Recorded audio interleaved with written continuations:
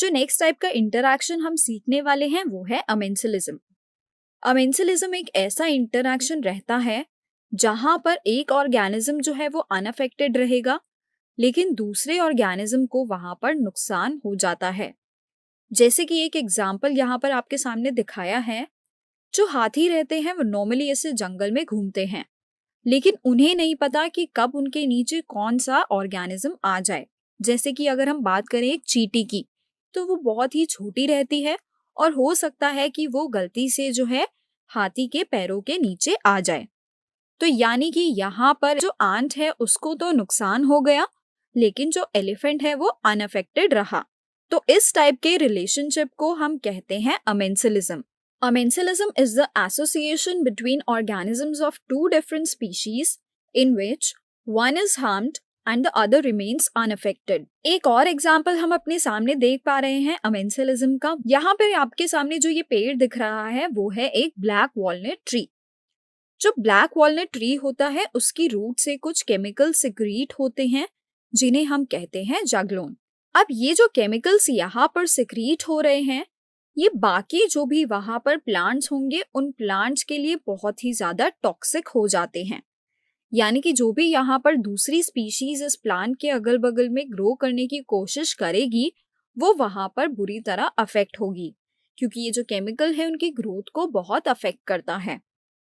तो इस टाइप का एग्जाम्पल भी अमेंसलिज्म है, जहां पर ब्लैक वॉलनट ट्री अनअफेक्टेड है लेकिन उसके आसपास के प्लांट्स जो हैं वो अफेक्ट होते हैं, यानी कि वो वहां पर हार्म होते हैं।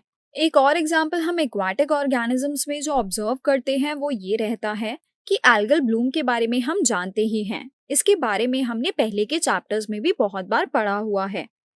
तो जो एल्गी होते हैं वो एक्वाटिक बॉडीज की अपर लेयर को पूरी तरह सुपरफिशियली ढक देते हैं, यानी कि वहां पर एक ब्लूम यानी एक हैवॉक जो है वो एल्गी का फॉर्म हो जाता है। और ये जो एल्गी होते हैं ये पानी के अंदर ऑक्सीजन को डेफिशिएंट कर देते हैं, जिसकी वजह से वहां पर जितने भी एक्वाटिक ऑर्गेनिजम्स होते हैं उनको बहुत अफेक्ट होता है, यानी उनकी डेथ भी हो जाती है, क्योंकि वहां पर ऑक्सीजन की बहुत ज्यादा कमी हो चुकी है। तो ये भी एक अमेंसलिज्म का एग्जाम्पल है, जहां पर एक ऑर्गेनिज्म जो है जो कि है एल्गी वो बिल्कुल अनअफेक्टेड है, लेकिन जो दूसरे ऑर्गेनिजम्स हैं जैसे कि फिशेस उनकी वहां पर डेथ तक हो जाती है।